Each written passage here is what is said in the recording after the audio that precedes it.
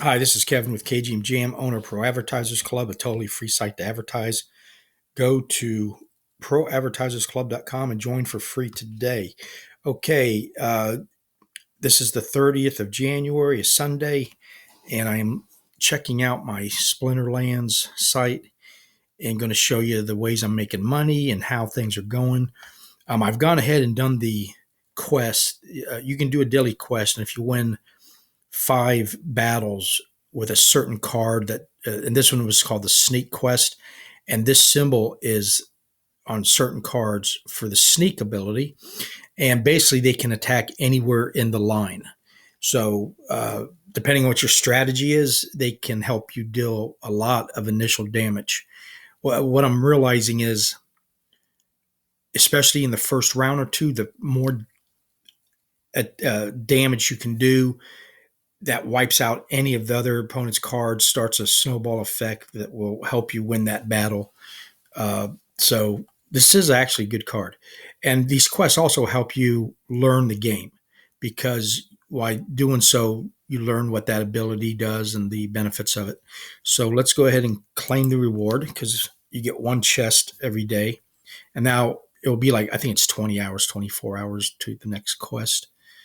But let's go ahead and open this. Now you get anywhere from coins or credits to potions and cards. So let's see what I got. I got 7 credits. Okay, and that goes to my total. And so the next available quest in 20, so it's 21 hours or 24 hours, I think is the last time. So yeah, it's once a day. I woke up this morning and I got 72.4 dark energy crystals for my rentals. That is roughly about 20, maybe a quarter, 25 cents. You can then take it. Now, you also can win DC once you reach bronze 2 level when you battle. That's another way to earn DEC. And you can also buy it on exchanges and stuff like that. In fact, you can buy it right through here. So the cheapest card is 3 cents.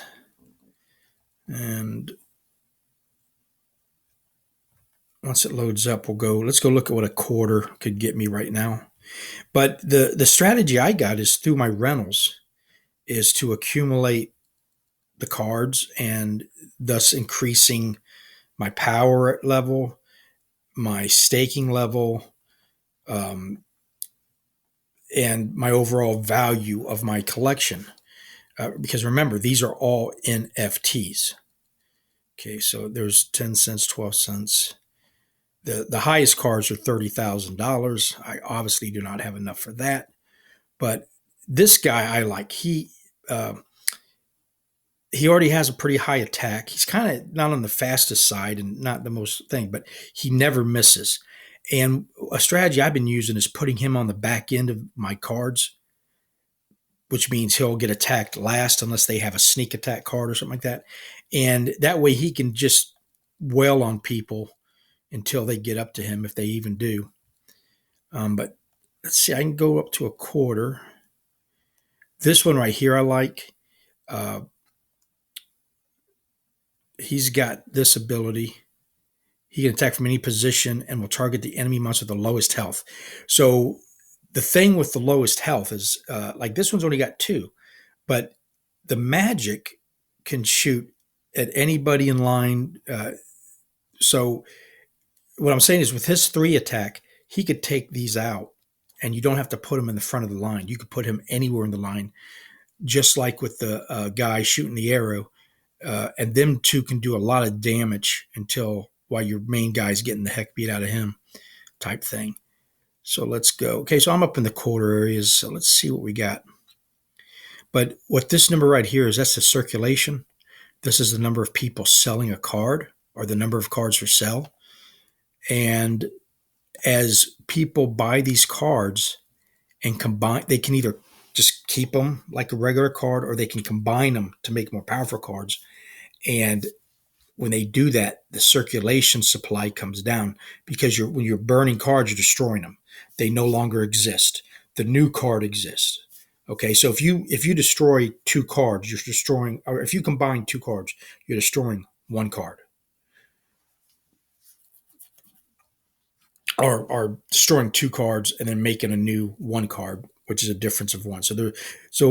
Every two will just take down one card out of the uh, circulation.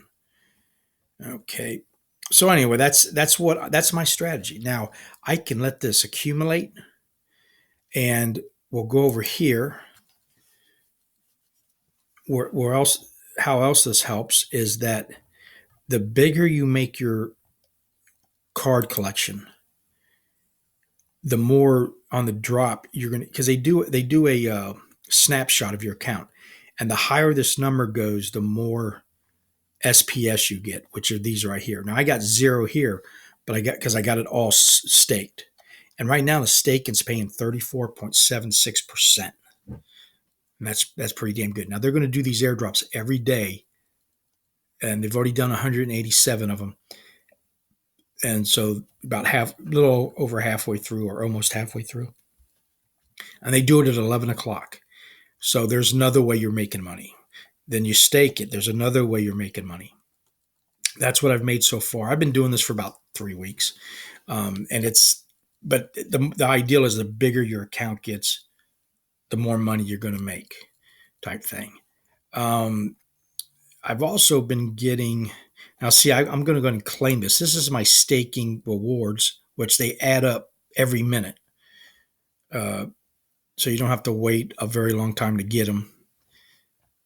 And then I'm just going to stake it. And that way it will increase my staking rewards just by a fraction. But every little bit adds up. So now let's go over to, there's the affiliate program. And the affiliate program, I got a link below that if you join through it, I get 5% of the purchase of the spell book and the purchase of all packs. So it's not the greatest affiliate program in the world, but it again, every bit counts, right? And so if you signed up, you also can do this, and it helps the person that brought, now it doesn't come out of your pocket; it comes out of the Splinterlands pocket. So that's not something that you gotta. No matter who you sign up through, they're going to be paying somebody that 5% for other purchases you make. So let's go now to the marketplace again. And now I'll be making DEC all day long, 24/7, as long as they're rented out. When they're not rented out, I can go in and put it back on the market, and then it just continues. So let's go to Peak Monsters.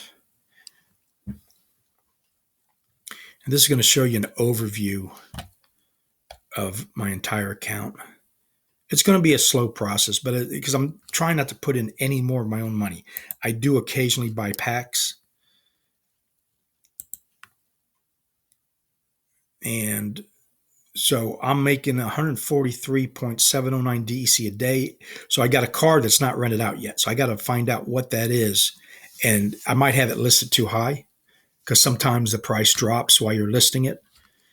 And but my rate of return's at 30% right now, which is incredible.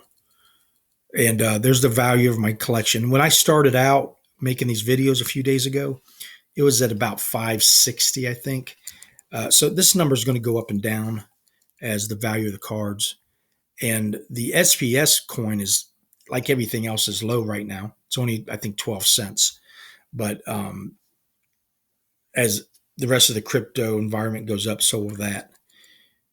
So there's another way to make money. And so now you can burn your cards outright. You can just turn them in. And so this is my total. So I would get 60,320 points for that, or DEC. I don't know. It's something, I don't see a need for that, but I think you're better off just selling it, maybe, I guess. But I have no interest in burning my cards, so I really haven't checked into that. And that's it. I've pretty much battle for the day. I try to keep this number as close to 100 as I can because if you get down to zero, you can't play anymore. The battles, you can work the site, but you can't do things. But this keeps people from playing 24/7. You lose 1 point a battle. So, and then you only get 1 point back an hour. So if you got down to zero, it's going to take you 4 days to get back up to 100. So, again, everybody has their own strategy. Credits you can just buy with a credit card, and those also you can buy cards with. And then you can sell your cards. And if they go up in value, you can sell them. So there's another way to make money. So there's about 10 different ways to make money on this site. But the strategy is going to be your strategy, how you want to do it. You might go after just gold cards. You might go after the cheap cards is pretty much what I've been doing. And then building them up. It takes 400 cards of a common to make one super level 10 card. And that's the highest that card can go.